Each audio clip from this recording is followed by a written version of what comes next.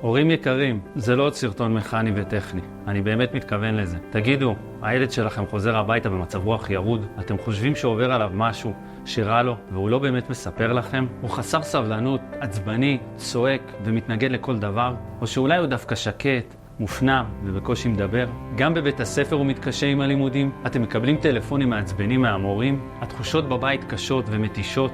ועם יד על הלב, גם אתם חוששים שאתם מחמיצים זמן קריטי בהתפתחות שלו? נעים מאוד, אני אפי המויאל, מטפל רגשי בילדים ומאמן מנטלי, מומחה בהעצמת ילדים ויצירת דימוי עצמי מנצח. אחרי ניסיון של מעל 15 שנה, עם אלפי ילדים, אני חייב לומר לכם, זה יכול להשתנות. אני באמת מבין את התחושות שלכם, ולכן אני מבקש מכם, תזכרו, הוא עדיין ילד, וחסרות לו מיומנויות ואמונות שלנו כמבוגרים יש. אם תדעו איך לתת לו כלים לחשוב אחרת, הוא יוכל לקבל יותר ביטחון עצמי ומוטיבציה להתמודד עם קשיים שיופיעו לו בחיים ולהתחזק. מהניסיון שלי, אני רוצה לספר לכם שהמון ילדים קיבלו את הכלים האלה, והיום הם מאמינים בעצמם יותר. זה מצליח. גם לילד שלכם מגיע להאמין שהוא טוב, טוב כמו שהוא. גם הילד שלכם ראוי לדעת שהוא מצליח. אני רוצה להזמין אתכם אליי לפגישה אישית שממוקדת בילד שלכם, ובמציאת הפתרון האמיתי לקשיים שלו, ולעזור לו להרגיש טוב יותר, בטוח בעצמו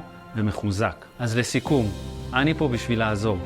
זה התפקיד שלי, להעצים ילדים. ולכן, אני רוצה לתת ל5 הפונים הראשונים את הפגישה בשווי של 400 ש"ח כמתנה וללא עלות. כל מה שאתם צריכים לעשות זה לשים את הפרטים שלכם כאן למטה, ואני אחזור אליכם לתאום פגישה. נתראה.